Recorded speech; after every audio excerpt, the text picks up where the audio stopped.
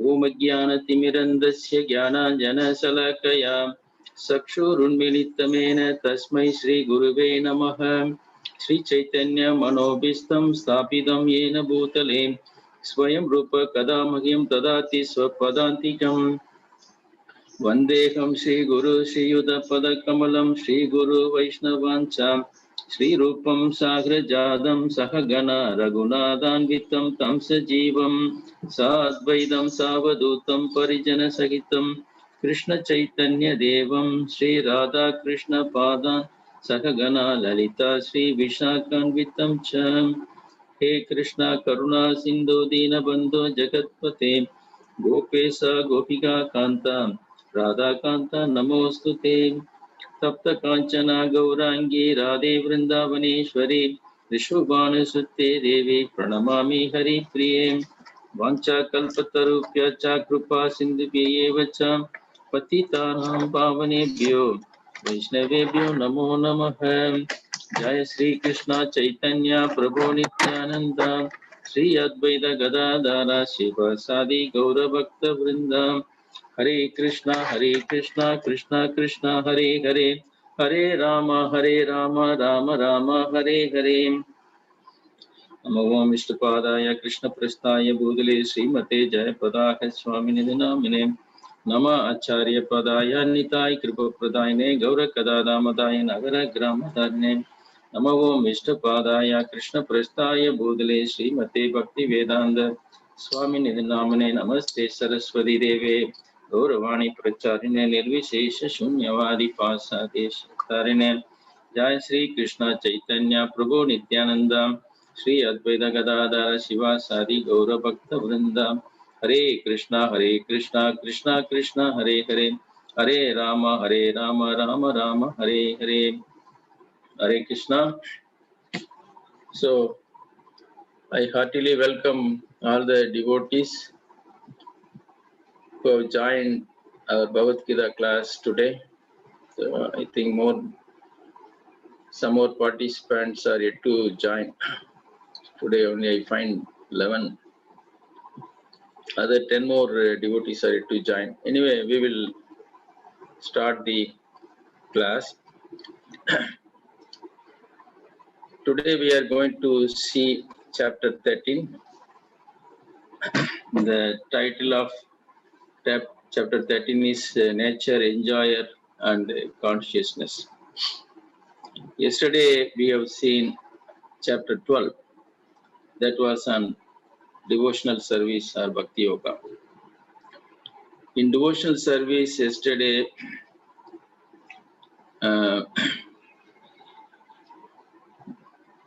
we have seen the 12th chapter, where the chapter starts with Arjuna asking a clarification regarding Bhakti Yoga and Jnana Yoga, or devotional service and renunciation. So Arjuna wanted to know whether worshipping Krishna's personal form is better, or worshipping his impersonal Brahman is better. This was the question. With this question, chapter 12 started. So we also discussed why Arjuna had to ask this question, and because Arjuna, after seeing the universal form, he was little bit confused, because this also appears to be very powerful, fearful, that impersonal aspect. Therefore, he wants to make sure whether worshipping his impersonal form is better or worshipping the personal form is better.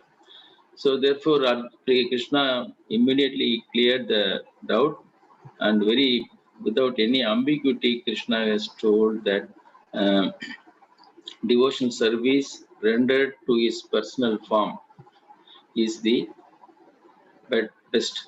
So in fact, the 12th chapter is the summit of Bhakti Yoga. So Krishna very conclusively established that Bhakti is the best process, that is the best way or abhideya to attain Krishna. So therefore Krishna has already given his opinion or verdict that devotional service or devotional path is the best, and the devotees are better situated.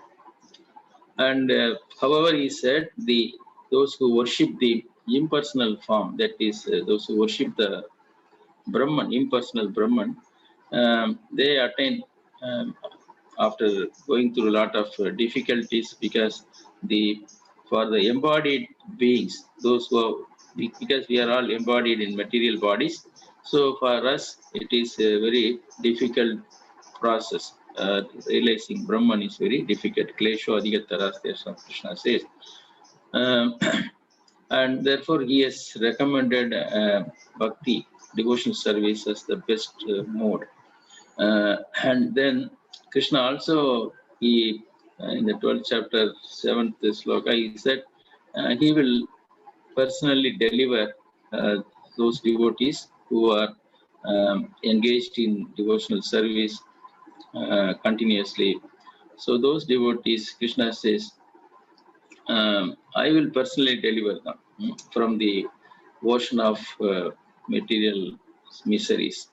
So therefore, that is the greatness of devotional service Krishna has established in the 12th chapter.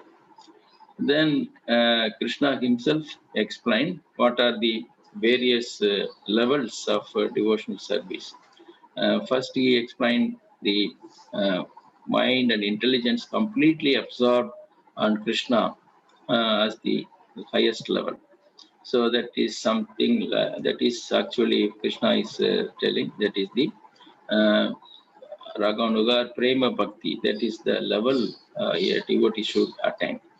So if somebody cannot be in that level, then they have to practice devotion service, that is called Sadhana Bhakti. That means under the guidance of a bona fide Acharya, one has to practice various angas, various activities of devotional service. So that is the next stage. And if somebody cannot perform even sadhana bhakti, somebody feels I am not eligible, I am not able to perform these various angas or various activities involved in sadhana bhakti, then he can work for Krishna. So that is the third stage. That is so work and offer the results to Krishna. That is work without any fruitive results. That is Nishkama Karma Yoga is the third stage. So then again, if Krishna says there are 3-4 other stages. So then Krishna in the 11th and 12th slokas, if we study, then Krishna says if you cannot do that, then you can offer the results, whatever the wealth you earn out of your hard work, that you can spend it for some good cause. And then he gives jnana,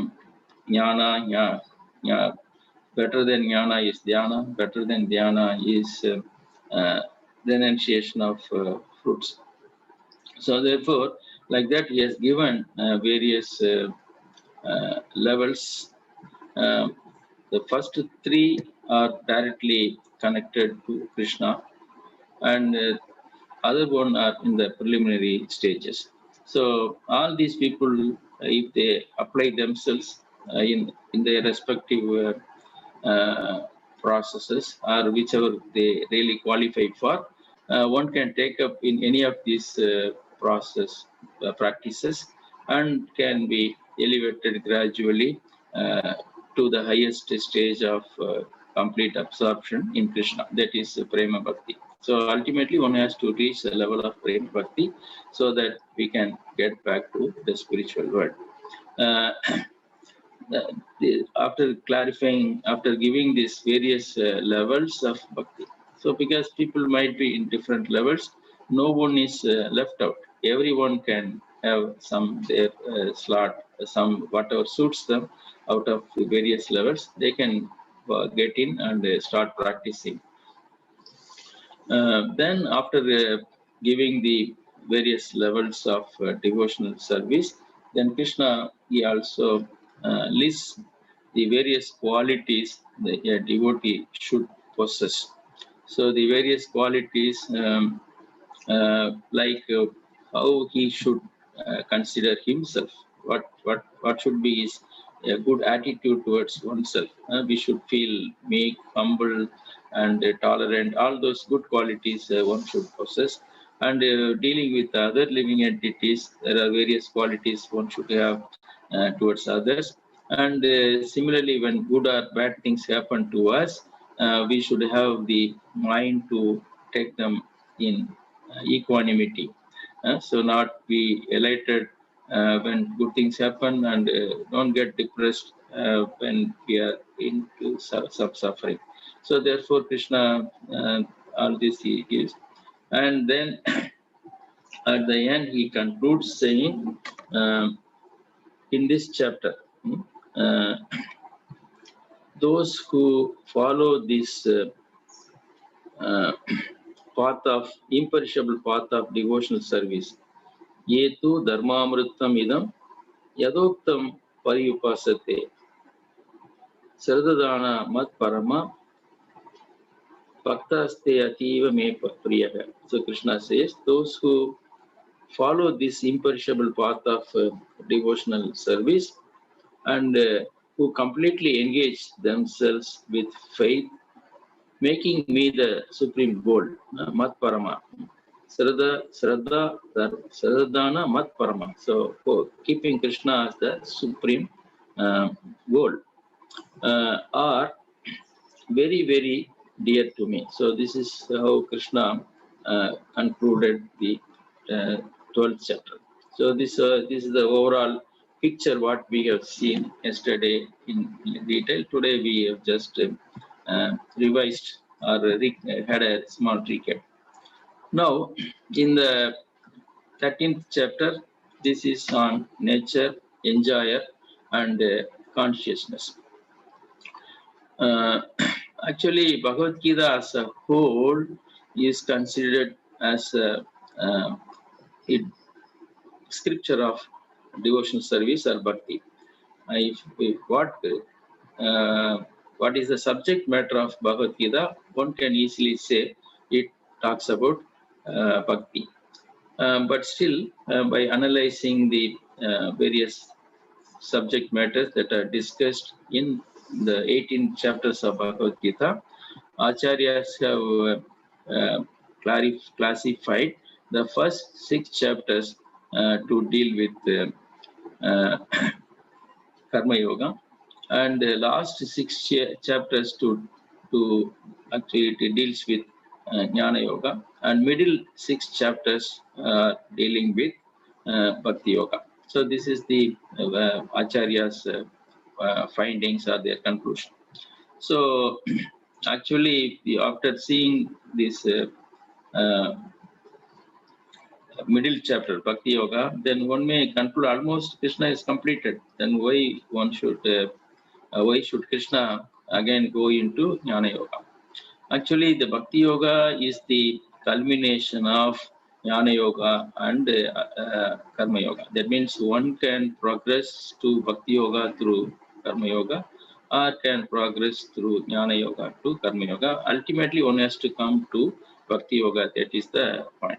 And therefore, Krishna has placed Bhakti Yoga in the middle, and Jnana Yoga and Karma Yoga on both the sides, like a cover of a book. So in this chapter, in 13, the last 6 chapters are Jnana Yoga.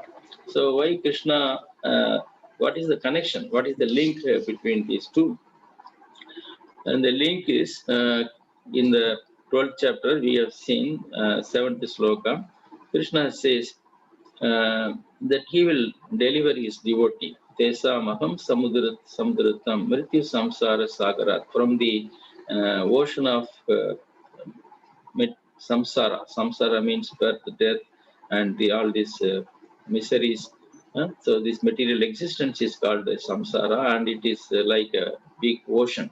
So from the sagara, samsara sagara, that is the samsara sagara of birth and death, I will deliver them.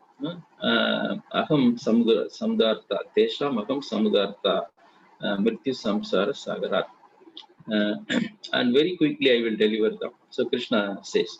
So now the link between 12th chapter and 13th chapter is how we, the jiva, can be freed from the sagara.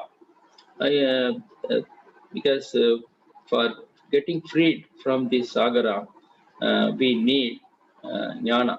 So Krishna is going to give us jnana with which we can be freed from the bhaudika or material sagara or samsara sagara. Because Krishna says, Bhavami na chirat partha maya veshita chetasa. So how the jiva can be freed from this samsara sagara. So in another way, the material world is also considered like a jail, a prison house. So presently we are in the prison house. We also need to know what is the constitution of this prison house, how we are entangled in the prison house. So therefore this knowledge will help the devotee to get out of this prison house or the sagara, samsara sagara. So that is the connection between the 12th chapter and 13th chapter, because Krishna has told, I am the swift deliverer from the ocean of birth and death for the devotees. Because he has promised this. Now in this chapter, Krishna explains how he will deliver his pure devotees. That is the connection. So actually the chapter 13 to 18, the last 6 chapters, fulfill this promise of the Supreme Lord Krishna. So it fulfills the promise of the Supreme Lord by supplying the philosophical knowledge necessary to extricate ourselves from the material world or sagara or the prison house. Because we are presently in different ways we are entangled in this material world. So we have to extricate ourselves from this entanglement for which this knowledge is needed. Therefore, this section starting from 13 to 18, this is called Jnana section of the Bhagavad-gītā. So Acharyas say without the touch of bhakti, karma and jnana are of not much use. So ultimately the purpose is one has to graduate and go culminate in the devotional service to Krishna. So in in this present 13th chapter, this chapter starts with Arjuna asking, in the first sloka, he wants to know about 6 subject matters. Arjuna uvacha prakritim purusham chaiva kshetram kshetranyam evacha etat veditum ichami jnanam jneyam cha keshava. So this is how the 13th chapter begins. So Arjuna is asking question. He wants to know what is prakriti, what is purusha, what is kshetra, what is kshetranya, what is jnana, and what is jneya. So these are the 6 things that Arjuna wants to know. So prakriti means the material nature, purusha means the enjoyer, who is the enjoyer, kshetra means the field of activities, and kshetranya means the knower of the field, who is the knower of the field, and jnana means what is knowledge, and jneya, what is the object of knowledge. So these are the 6 things Arjuna wants to know. So therefore in the first section it starts with Arjuna asking this question in which he wants to know these 6 things. And Krishna, he answers all these questions, and the answers form the rest of the chapter. Knowledge and how to gain it. And then Arjuna asked about the Purusha. Purusha means enjoyer, the soul and super soul, and what is the difference between the soul and super soul, and who is the enjoyer, jnana successful. Therefore, we have some, this chapter is by the acharyas or the senior devotees. They put them into different sections. So in the first section, Arjuna is asking this question about the 6 items: Prakriti, Purusha, Kshetra, Kshetranya, Jnana, and Jnaya. Therefore, this question about the 6 items he has asked. So now, basically, it deals with our body, that is called the Kshetra, and we are living in this body, we are soul, and along with us, Paramatma also lives in our body. And so the soul and super soul exist in the same body. So what is the role of the soul? What is the role of the super soul? How the body is constituted? So all these knowledge, what is the equation between these 3? And these are discussed in this chapter. So Arjuna is asking, Prakritim, Purusham Chaiva, Kshetram Kshetranyam Evacha, Yetat Veditum Ichami, Jnanam Nyayam Cha Keshava. O Keshava, my dear Krishna, I wish to know about Prakriti. Prakriti means the whole material cosmos, material nature, that is called Prakriti. Purusha means who is the enjoyer. So the Atma or Paramatma, the one who resides within the body, he is the enjoyer. And what is the field? And the knower of the field. And what is knowledge? And the object of knowledge. So these are the 6 items Arjuna wants to know. So the 6 subject matters, again, for clarity, is given here. So Arjuna essentially wants to know what is the Kshetra, means what is the body, who is the knower of the body, what is knowledge, and what is the object of knowledge, what is the material Prakriti, material nature, and who is the enjoyer. So these are the 6 topics Arjuna wants to know. So the body, soul, and the super soul, like the super soul in maybe a king is the controller of everything, and then the local controller, maybe in this picture we can see the farmer, he is controlling the cows or the bulls, and therefore like that there is a relationship between the body, soul, and super soul that we are going to see. The body, when we utilize our body for spiritual advancement, is like utilizing our land for the best and most expensive crops, and that would yield maximum profit. So the maximum profit we will get is we will develop Krishna Prema, and we can go back to Godhead. That from this is to give an analogy. Okay. So the relationship between the soul, body, and the owner, super soul, is like this. There is a house. The house is the Prakriti, and the tenant is the soul, because we live for some time in this body, maybe 100 years. So after 100 years, so we have to vacate this body. So that house is the Prakriti, the soul is the tenant, and the owner is Paramatma, because he lends the house for us to live for a short period of time. So this relationship one has to understand, and in this Krishna talks about all these topics. Soul and super soul, what is their position? What is the difference? We are all Atma, soul, and we live in this body. So therefore, what goes on within our body, we are aware. The body is considered as the field of activity for the soul. Soul knows what is going on within his own body. So knower of own body.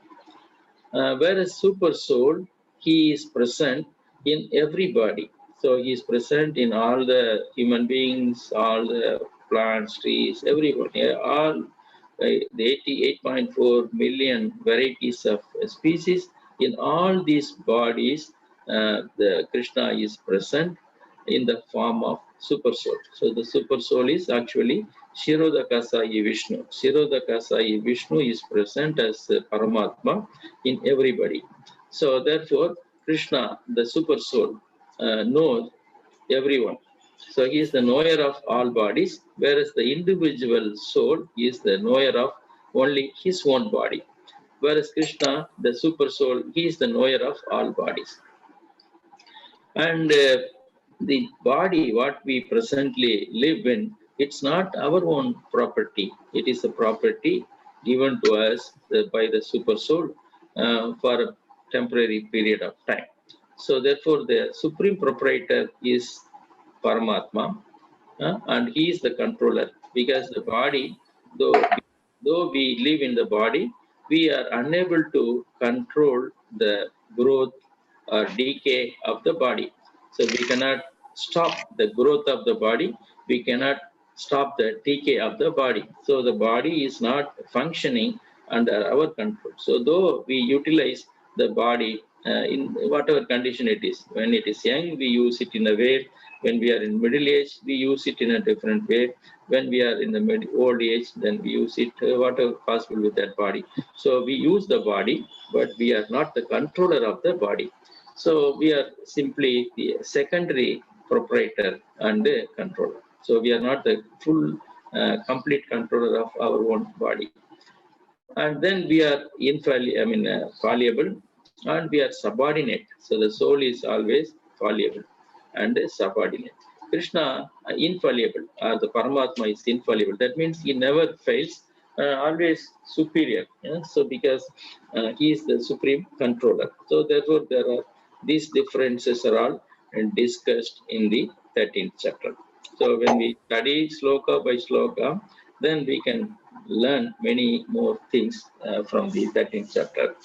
So here the knowledge is what Krishna is going to present. It deals with these three subject matter.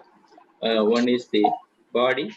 That is actually the body is material. We got the body from material nature. So here, though the body we are talking, it means the whole Prakriti. The body is part of this Prakriti. And the soul is totally spiritual. Therefore, body is the Prakriti is Asat, whereas soul is Sat, and super soul, and he is the source of both. Super soul is source of both to the Prakriti and also is the source of the soul. So this knowledge is dealt with. So having acquired the theoretical knowledge, let's do some practical in life. So once we understand that we are not this body, we are not the kshetra, our life in the kshetra is short period, and we have eternal relationship with Paramatma, then let us practice the sadhana bhakti or spiritual process. So here Krishna, Arjuna has asked different questions. What is Prakriti? What is Purusha? Kshetram, Kshetranya, Jnana, Nyayam. So Prakriti means the material nature. So the whole material nature is Prakriti. All our various bodies, our body, the body of the tree, plants, animals, bird, fish, these are all bodies provided by the material nature. Therefore, the body is part of all the bodies. All bodies are part of the material Prakriti. So the Prakriti is the material nature, and Purusha is the enjoyer. Therefore, in the body, Atma lives in the body. Therefore, he is the enjoyer. Actually, Krishna, he explains each of these term in various slokas. Kshetra, in the second sloka itself, Krishna explains the Supreme Godhead said, the body, idam sariram kaunteya kshetram. This body is called the field or kshetra. Kshetra means for the Atma, he has the body is the field of activities. Our thinking, feeling, willing, everything within this body. So consciousness spreads throughout the body from maybe from head to toe. The consciousness spreads. So therefore, the Atma field of activities, this body. Therefore, Krishna says, Kshetram iti abhidiyate, idam sariram kaunteya kshetram. Idi abhidiyate, etat yo veti tam prahu kshetranya. Therefore, the body is the kshetra. One who knows etat veti, one who knows this body is called the Purusha. So, the Purusha is the soul. We live in the body and we know the body. So one who knows this body is the Kshetra Nya.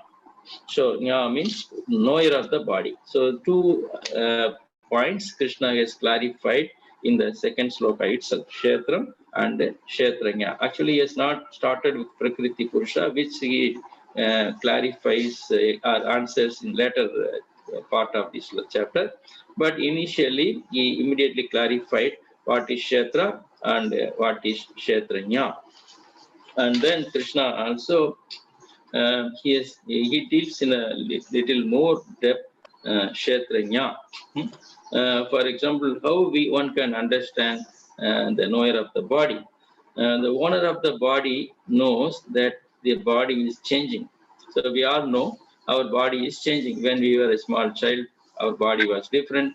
When we were youth, our body was different. When we are in the middle age, our body was different. And when we become old, our body becomes different. So as we grow, the body changes and the transforms.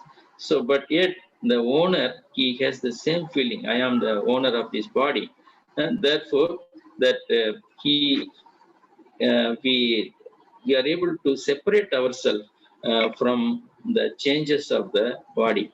If sometime when we too much identify with the body, then one might think I am changing. But actually, we never say I am changing. We say my body is changing.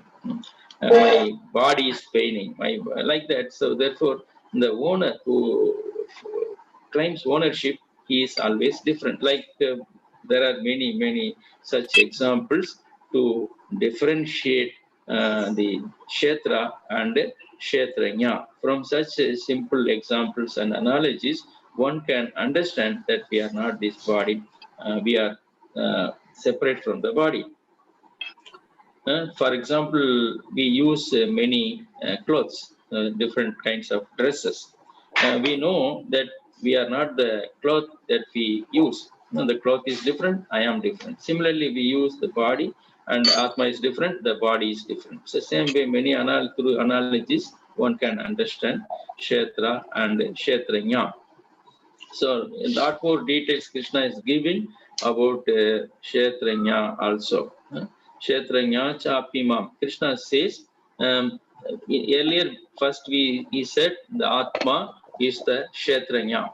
But Krishna in the third sloka he says, Kshetrangam chapimam vidhi. I am also knower of the body because the Paramatma is also present in our body.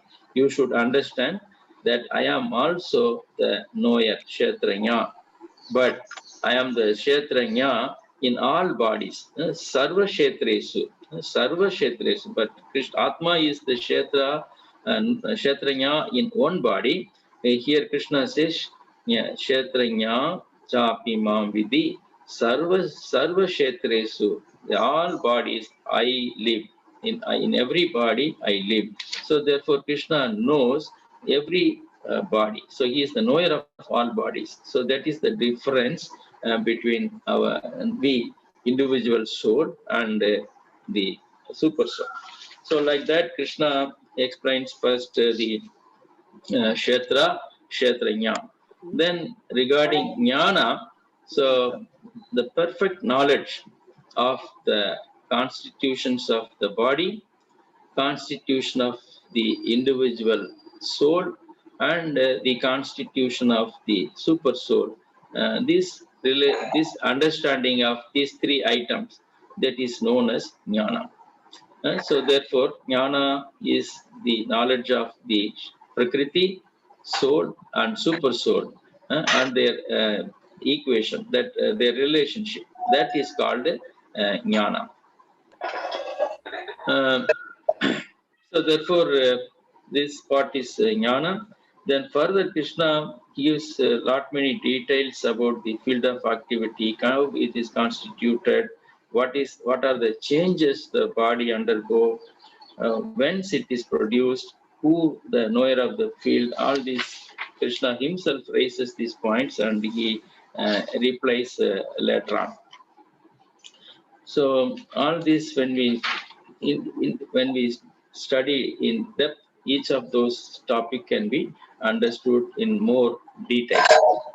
Now, in the second section of the 13th chapter, it deals with how to gain the knowledge. So knowledge, this is called the process of knowledge. So here Krishna gives the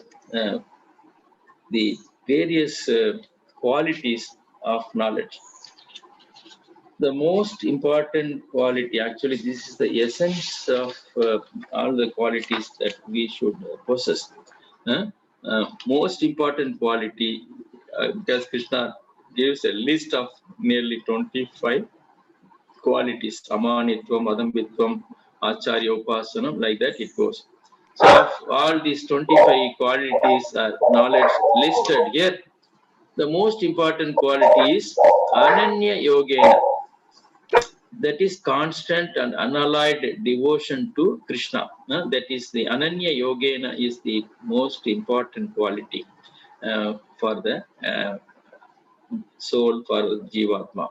And then essential quality is Acharya Upasana. That means one should accept a bona fide guru for making progress in spiritual life. These two are the most important and most essential qualities. All other qualities are also important, like Amanitvam, Ahimsa, non-violence, humility, non-violence, self-control, detachment from general mass of people, Arati Jana Samsadi. Like that, various qualities are listed. But of these, Krishna has given humility as the most important quality. So therefore, without humility, one cannot gain knowledge, because the humility is very, very important. A relationship with God cannot happen without we possess humility. So only when somebody is humble, then Krishna is favorable, and he is happy to give or reveal this knowledge. So what is that humility? Different acharyas, they explain, as they have given the humility, Amanitvam. Parasara Muni state that a devotee should be like salt. When we make a dish or prepare a dish, people glorify for the dish for various qualities, maybe for the vegetable, for the other things, but no one will glorify the salt. But yet, without the presence of the salt, the dish would not have any taste, it would not be glorified like that. So therefore, the devotee should not aspire or expect any glory. So you are there, you are doing a lot of seva like the salt, but you should not expect glorification. Expecting glorification is some kind of pride. Not expecting glorification is really humility. Like that, this one an example given by Parasara Muni, and there are many such examples. But humility and service, these are the basic qualities for gaining knowledge. So that is why Krishna has put for process of knowledge is this amanitvam, adambitvam, ahimsa, atmani vinigraha, like that. Various qualities are listed. Of all these qualities for gaining knowledge, the most important thing is the ananya yogena. So trying to link ourselves with Krishna and accepting a bona fide acharya for gaining knowledge and rendering service. So therefore, we must focus on our goal, get the proper trainer. So proper trainer is the bona fide acharya. And Krishna already told in the first part, 6 chapters, that one should approach a guru with humble mind and submissive inquiries. Tatvidi pranipatena pariprashnena sevaya. So we have to learn with all humility and humble questioning. And success would be achieved in any field of life if we possess these two qualities, that is humility and submissive inquiry. So submissive inquiry and humility, these two are the basic requirement we should possess if at all we want to gain knowledge, either material or spiritual. And then non-violence is not limited to not killing others. So generally, this is the Prabhupada has explained. Non-violence is one of the ahimsa is one of the quality mentioned as the process of knowledge. So where Prabhupada will explaining ahimsa, non-violence, generally people consider not killing animal is considered to be non-violence. But it actually means not put others in distress or others in any kind of anxiety. So these are also called non-violence. So we should not, due to us, we should not put others into distress or anxiety, and that is also not putting others into distress or anxiety is really non-violence. And therefore, simple formula for self-control that is also given here. Reject anything which is stopping us from spiritual advancement. This is the criteria for rejecting something on that basis we can reject. That leads to self-control. And then Krishna in the further chapters, he discusses about what is the difference between the soul and the super soul. This picture we see, the person is lying or maybe sleeping, and inside, actually the sleeping, what we are seeing, that is not the individual, that is kshetra, the body. But still we see only the bodies and we treat the body as the self, but that is really not correct. So inside the body, there are two personalities, the individual soul and the super soul. The super soul is Shirodaka Sai Vishnu. He has the Vishnu form, 4 hands with the conch, chakra, and Gada Padma. So he is bluish color with helmet. This is the actual form of the Paramatma. So Shirodaka Sai Vishnu in this form is present in all of us. So this is the form Parikshit Maharaja saw when he was within the womb of his mother Uttara, and Ashwatthama has sent the Brahmastra to destroy the large progeny of their parampara, their family tradition. Then when he was about to be killed by Brahmastra, Krishna entered in this form of Sirodaka Sai Vishnu and protected Parikshit. So Parikshit could see this form of Vishnu almost like size of a thumb. So he was so much attracted by this form of Vishnu after birth, after he came out of his mother's womb. Then he wanted to see this person again and again. He was searching. He was whether this person is whoever he meets, whoever he sees, he used to think whether is this the person I saw within my mother's womb. So like that he was checking. That is called pariksha. So therefore he got the name Parikshit because he was verifying every person whether this person is the one I saw within the womb of mother. So this is another proof that the Paramatma is present in this form in our each one of our body. So here you see the left side is ourself and right side is the Paramatma. So both are within this body. So Krishna is present in this Paramatma form in all of us.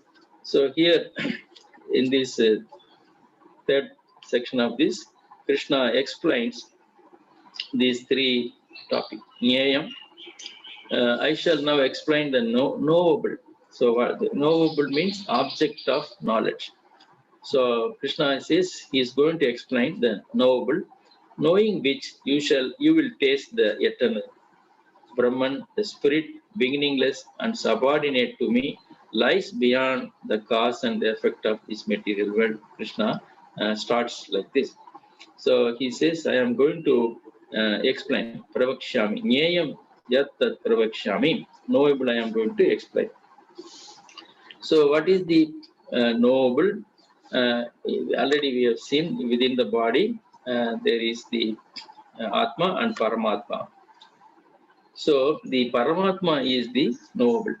So the attributes of the soul, that is about our real nature. We as soul, these are our attributes. We are eternal. So as Atma, we are eternal. We have no birth and no death. So though we appear in the material body, the appearance of the material body or manifestation of the material body, we take it as our date of birth, and when the body dies, we say that is our date of death. So actually the Atma, it has no birth and no death. So in fact, when I learned this, it gave me a lot of happiness. So we are not dying. So eternal, we are eternal and we have no birth and no death, no expiry. So therefore Anadi, the Atma is Anadi Radi. So it has no beginning, no end. And our position is we are always subordinate to the Paramatma. Always we are subordinate to Krishna. And that means we are always dependent on Krishna.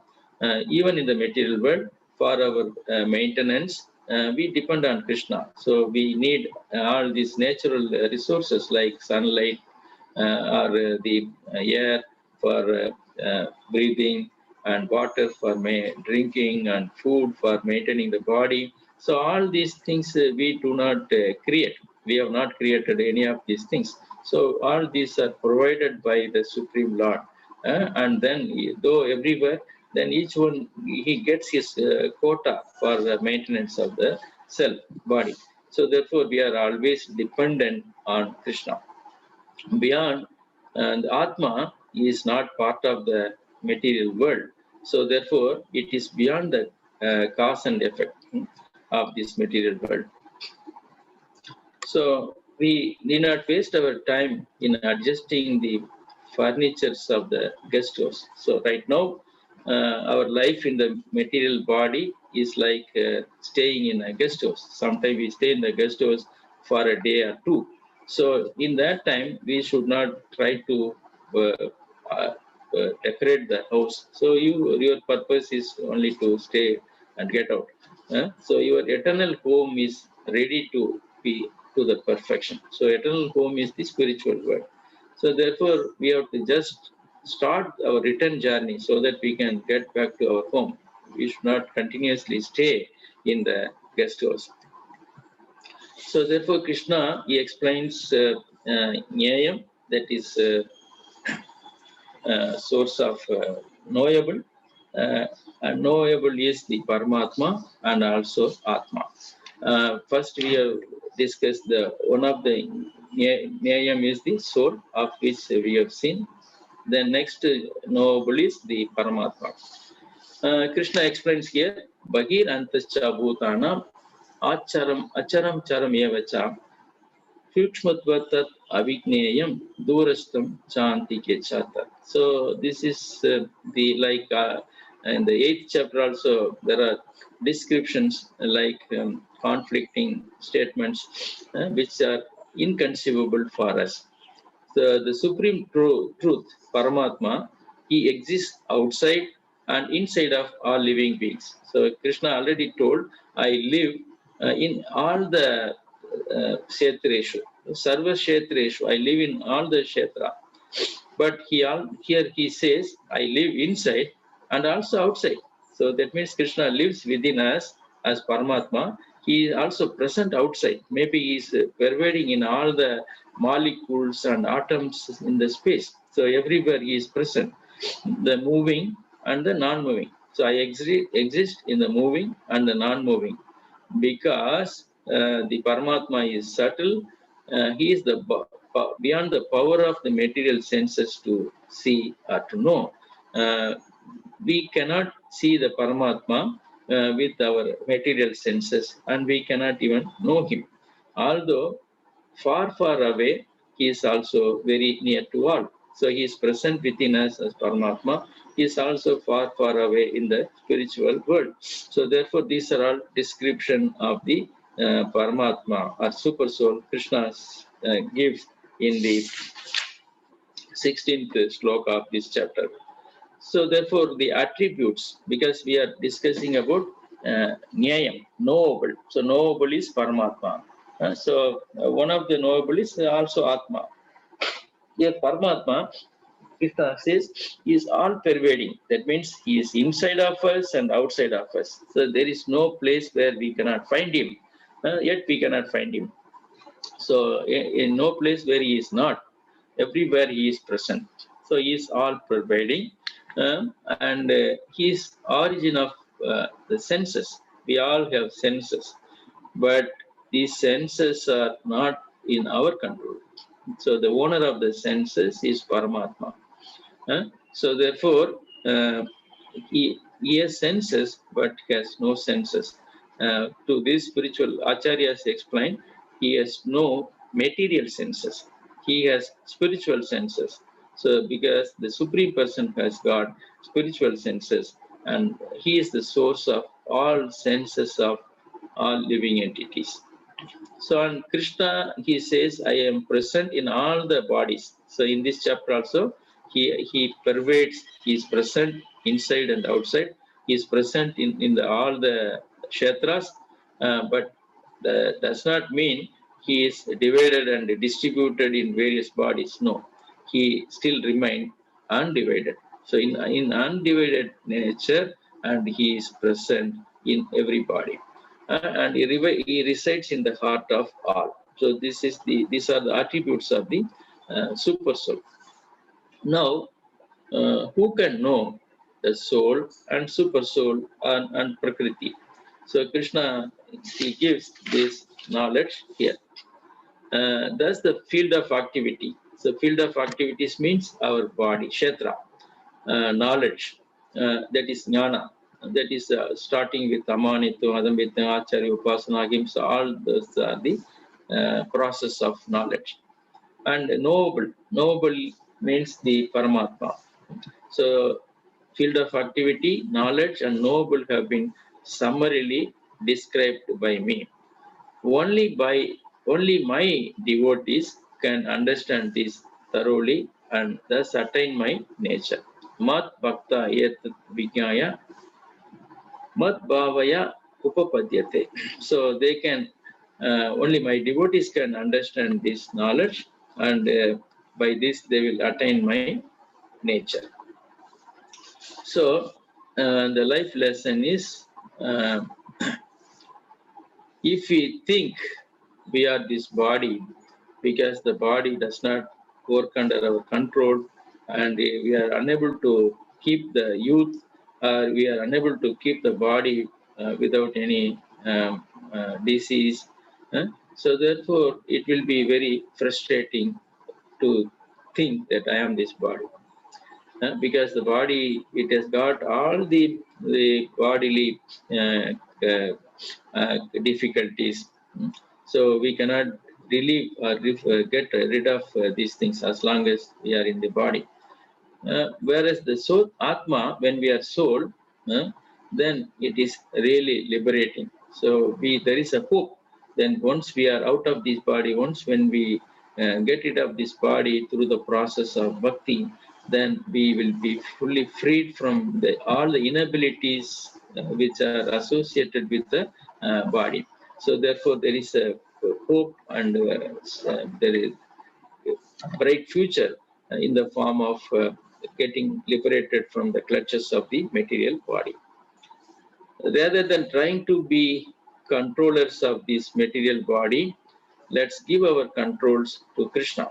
So, because Krishna is the supreme controller, so that will give us real happiness. So now Krishna explains who is the enjoyer. So we have in the fourth part of this, Krishna discuss about real enjoyer. The real enjoyer is Krishna. So the qualities of jiva, qualities of material nature, qualities of the super soul, how to reach perfection. So these are the four items. Who is the real enjoyer? And the qualities of jiva, jiva is beginningless.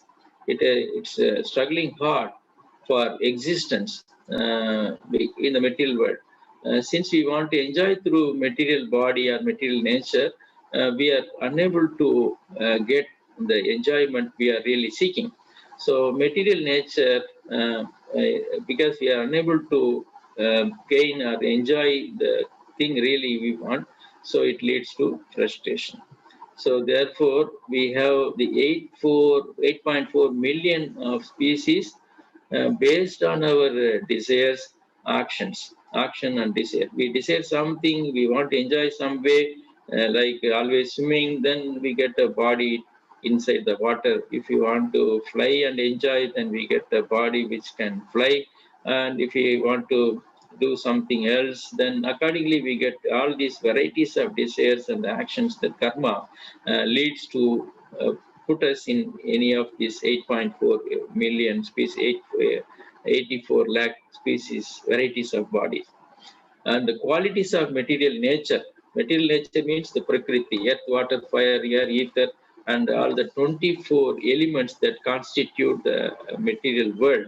That material nature is also beginningless. Krishna says both Atma is beginningless, the material nature also beginningless.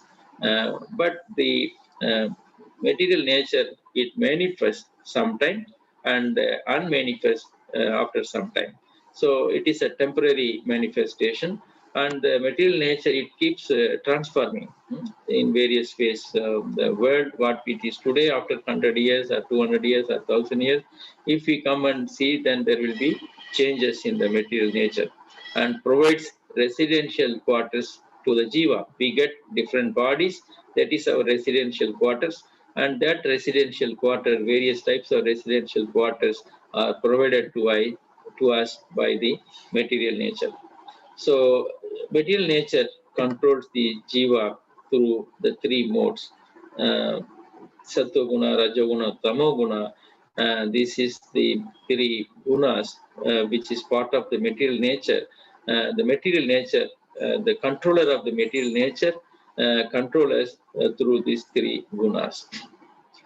Again and again, the matter defeats me, because we are unable to surpass the control of the prakriti. So am I investing my love at the wrong place, so some question might rise. So the question leads to the understanding of the super soul. So he is the transcendental enjoyer. Actually, he is the real enjoyer. He is the proprietor, he is the witness and permitter.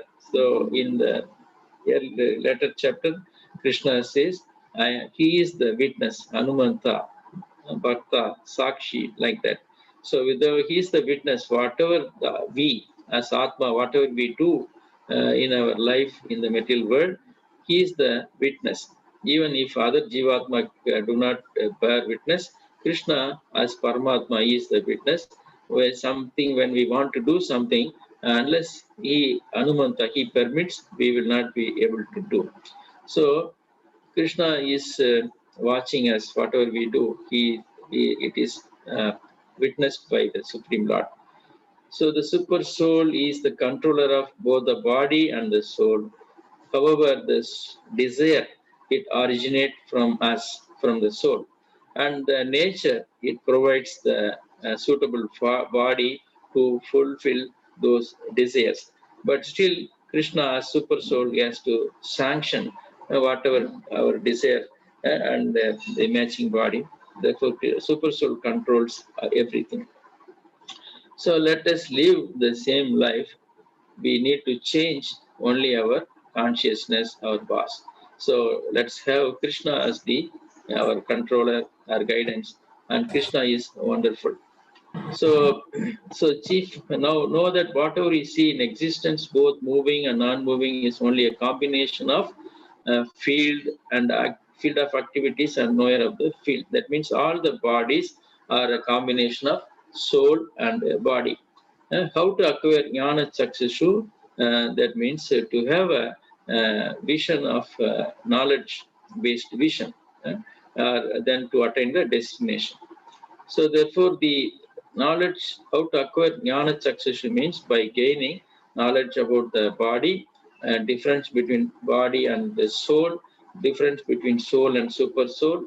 Then we also, once we understand we are not this body, so is everyone.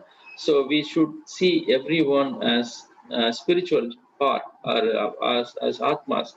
So then we will gain equal vision as they see super soul present in all living entities, and have control over the mind and senses. Because we can have control over mind and senses, because this mind and senses are subordinate to the Atma. So easy way is to engage in the service of the Lord. It is very natural and easy. Therefore, by this we will have a positive engagement, easier, simpler, and definitely better than artificial controls we try to in our process of becoming controllers. So we will not be able to become controllers. So finally, Krishna concludes the 13th chapter by this sloka. Those who see with eyes of knowledge. So whatever knowledge he has already described in this particular chapter, the difference between the body, that is Kshetra, and knower of the body, the Atma and Paramatma, can also understand the process of liberation from bondage in material nature. He attained to the Supreme Good. So therefore, this jnana is meant for our liberation. So once we understand the intricacies of the body, the soul, Paramatma, and the relationship, and how we are stuck here, and then what is the process of liberation from this bondage, then one can attain the Supreme Good. So this is the purpose of the 13th chapter. So we have seen an overview of the 13th chapter. So today we have little overrun our timing. So any questions on what we have discussed today, devotees can ask.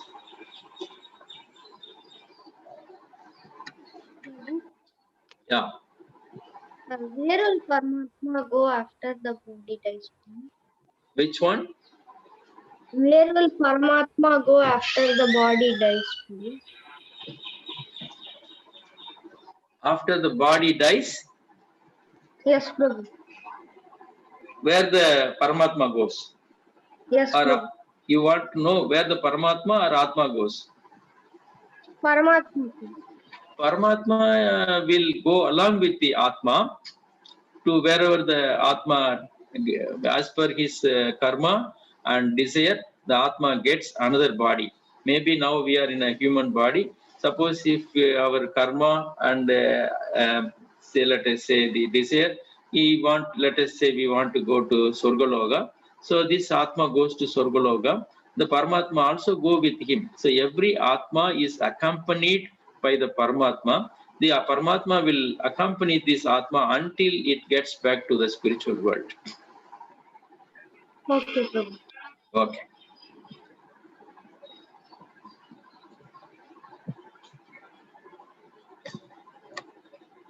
Good question. Thank you.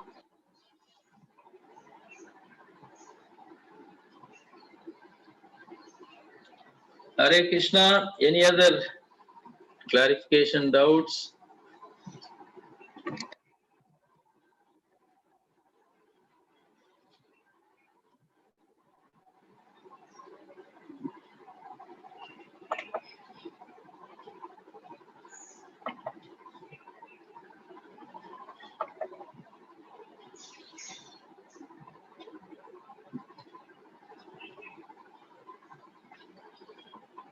Hare Krishna, if there are no other questions, then I think we will close the session and we will meet tomorrow morning. Hare Krishna. Thank you, all the devotees who have participated in today's class. I thank you. So we'll meet again tomorrow.